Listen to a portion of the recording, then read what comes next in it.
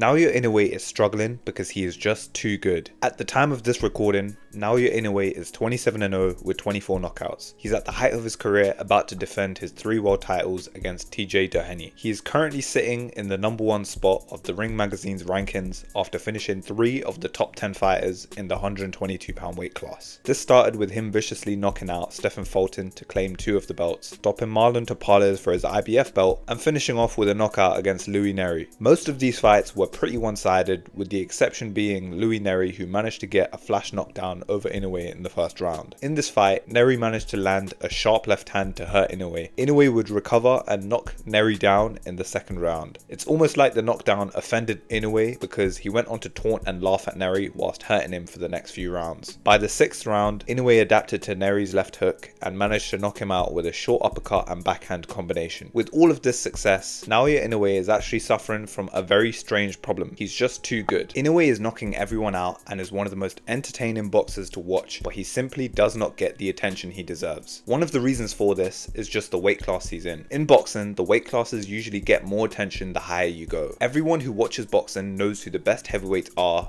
like Tyson Fury or Alexander Usyk, but boxing casuals won't be able to tell you who the strawweight champions are. Of course, there are some stars in boxing who shine regardless of what weight they're in, like Gervonta Davis or Canelo. This problem isn't something that's exclusive to boxing. We've seen it in MMA as well, where the lighter weight classes just don't get the attention they deserve, and this resulted in great fighters like Demetrius Johnson being overlooked and underpaid. The only reason why Inoue has been able to get around this problem is because he is a hero in Japan. Inoue usually fights in their largest arenas such as the Tokyo Dome or the Yariake Arena, and he's been selling these arenas out. Millions of Japanese viewers are also tuning in to see him fight, which makes him the biggest draw in Japan. This level of support has allowed him to flourish. He doesn't need the support of the rest of the world if he has an entire country behind him. Problem is, this might be as big as he can get in Japan. For him to get any bigger, he needs to become more mainstream, and the only way to do this would be to go up in weight. He's pretty much cleared out the 122-pound weight class after his incredible wins against Stephen Fulton, Marlon Tapales, and Louis Neri. I think his Stephen Fulton fight in particular was a step in the right direction because a lot of American fans who liked Fulton became exposed to Inoue for the first time. In the fight with Fulton, Inoue was dominating from the start, landing his sharp jab and moving in and out with explosive steps before Fulton could fire anything back. As the fight went on, Inoue started putting more activity on top of his jab, landing 3 or 4 punch combinations and landing to the body as well. Fulton didn't really seem to have anything for Inoue, and his corner was becoming frustrated with him for this. This kept going on until the 8th round, where Inoue managed to set up Fulton with a body jab before coming upstairs with a right hand to hurt him. He then chased the hurt Fulton around the ring, swarming him before the referee decided to stop the fight. There are some great fighters for him to face at the 126-pound featherweight division, like Nick Ball or Ray Vargas, but I don't think there's anyone at 126 who could beat him.